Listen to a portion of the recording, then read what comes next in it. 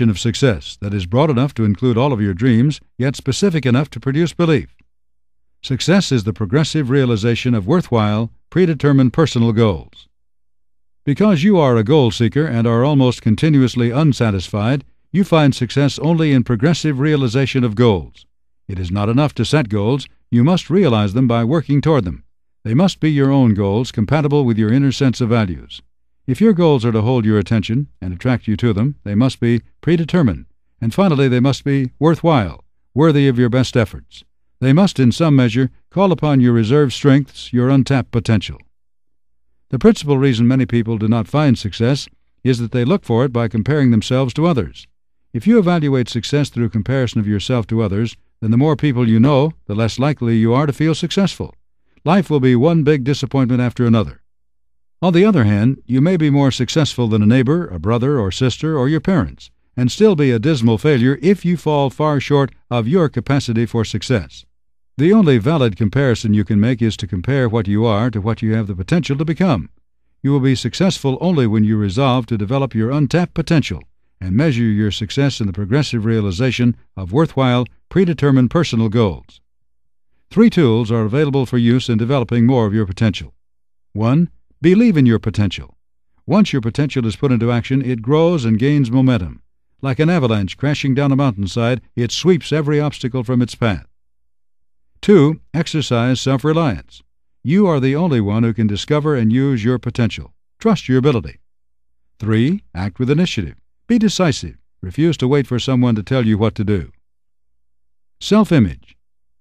After recognizing your untapped potential, the second step in preparation for personal leadership is the development of a strong self-image. Self-image is not the same as conceit or an overinflated ego. It is instead a genuine self-respect, a positive mental picture of yourself that grows out of the recognition of your untapped potential. Unless you can develop a strong self-image, you greatly diminish your chances for success in personal leadership. Your self-image sets up an invisible barrier. You set your own ceiling and cannot rise above it nor progress beyond it. Unconsciously, you mark a line and say, "Beyond this point, I cannot go." If your self-image is negative, every decision filters through a network of unconscious fears and doubts.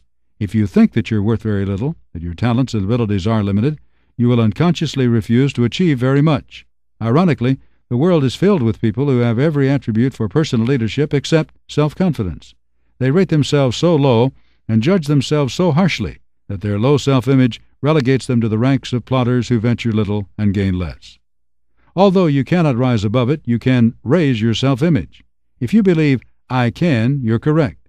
If you believe, "I cannot," you are also absolutely correct. It is a simple psychological fact that you act like the person you believe you are. If you view yourself as a failure, you will fail no matter how hard you consciously try to succeed. You may accidentally outstrip your self-image for a time, but you will quickly readjust. We see an example of this on the professional golf tour. There are a dozen or more professional golfers who earn a comfortable living, yet never win a tournament. Often they lead by 5 or 6 strokes for the first 2 or 3 days of play, but then manage to adjust to their self-image. You sometimes hear them tell a sports announcer something like this: "I've really been playing over my head," or "I don't believe how far ahead I am." Quite predictably, they adjust to their self-image and shoot enough bogeys to lose the lead. They never win first place because their self-image is a fraction too low.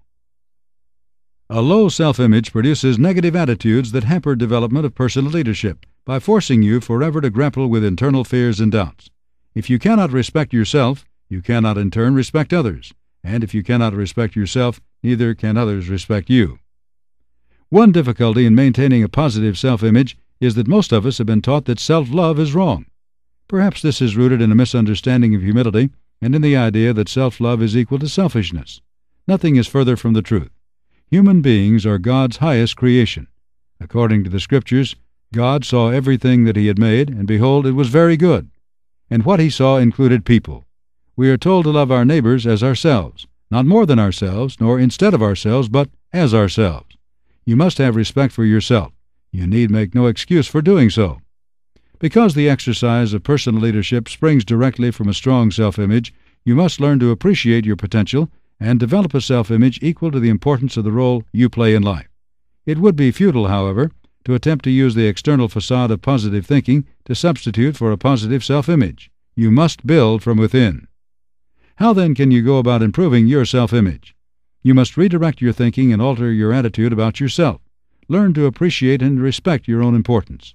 You are the most elaborate machine ever designed. Your potential is unlimited. You are unique in all creation. Nowhere on earth is there another like you. There is never a basis for a comparison of one person with another, but by a process of growth and unfolding, you can make a contribution that no one else can duplicate. Knowledge of your personal strength and worth can help you to build a strong bulwark of security within your heart. Self-motivation. A third essential for the development of personal leadership is a constant flow of self-motivation. You cannot wait for someone else to head you in the right direction. You must motivate yourself. Motivation is an inner need or drive that impels or incites an individual to action. Motivation is a desire held in expectation with the belief that it will be realized.